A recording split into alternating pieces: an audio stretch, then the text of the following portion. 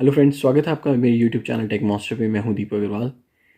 और जो लोग नए हैं मेरे चैनल पे, मैं उनको बता दूं कि मैं इंजीनियरिंग से रिलेटेड जॉब्स और उन्हीं से रिलेटेड कुछ टेक्निकल चीज़ें आपको इस चैनल पे बताता हूं। तो अगर आप चाहते हैं कि आपको इन वीडियोस के बारे में नोटिफिकेशन मिलता रहे तो मेरे चैनल को सब्सक्राइब करना ना भूलें।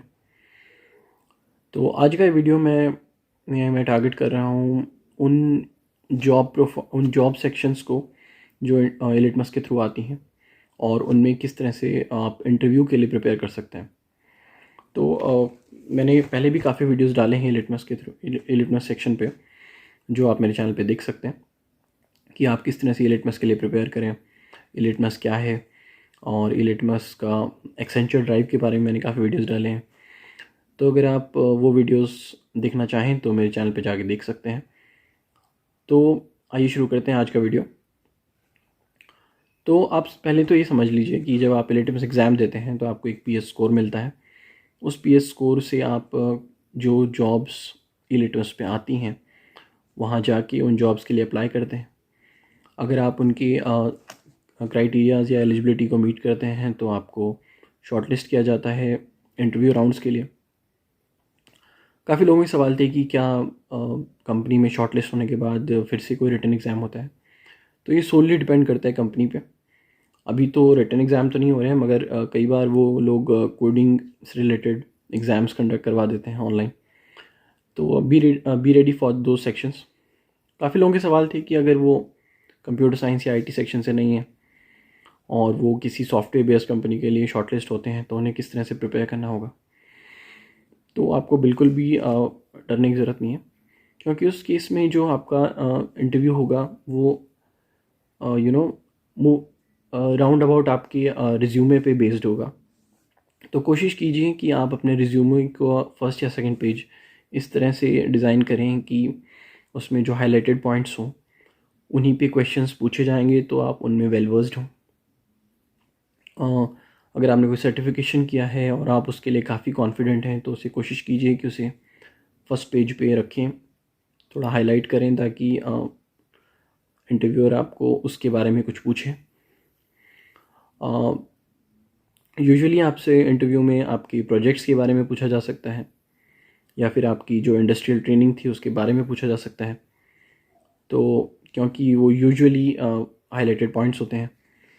उसके अलावा आपको जिस कंपनी में आप जा रहे हैं कोशिश कीजिए कि उसके बैकग्राउंड के बारे में पढ़ के रखिए और कोशिश कीजिए कि आप जॉब डिस्क्रिप्शन को अच्छे से पढ़ के आएँ, क्योंकि यूजुअली आपसे पूछा जाता है कि जिस जॉब में आप जा रहे हैं आपको उसके डिस्क्रिप्शन को पढ़ के क्या समझ में आया है। प्रिपेयर रहिए। कुछ ट्रिकी क्वेश्चंस के लिए भी मैंने पहले भी बताया था कि यूजुअली आपसे कोर्स से हट के मगर बहुत ही बेसिक क्वेश्चंस, जो बहुत ही ट्रिकी क्वेश्चंस होते हैं, वो पूछे जाते हैं। जैसे कि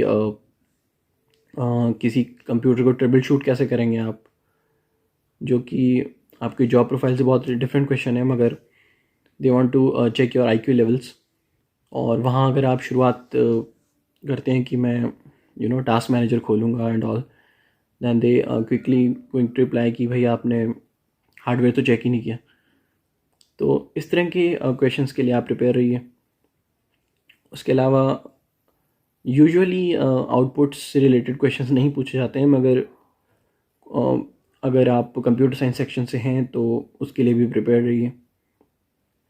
अगर आप इलेक्ट्रॉनिक्स से हैं तो there can be some quick questions on registers पे या फिर डायोड्स पे पूछे जा सकते हैं।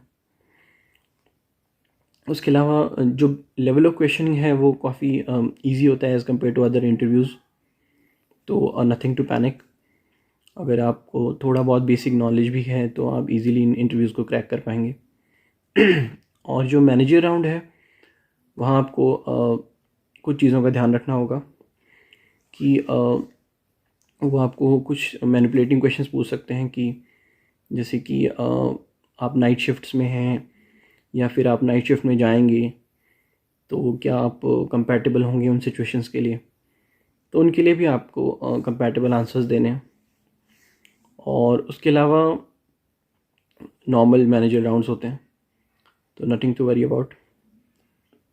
तो ये था एक बेसिक इंटरव्यू राउंड से रिलेटेड वीडियो, जिसमें मैं बताना चाहता था आपको कि बहुत ही टफ़ क्वेश्चनिंग नहीं होती है और आप इजीली उनको क्रैक कर लेंगे, तो आपको पैनिक करने की बिल्कुल भी ज़रूरत नहीं है।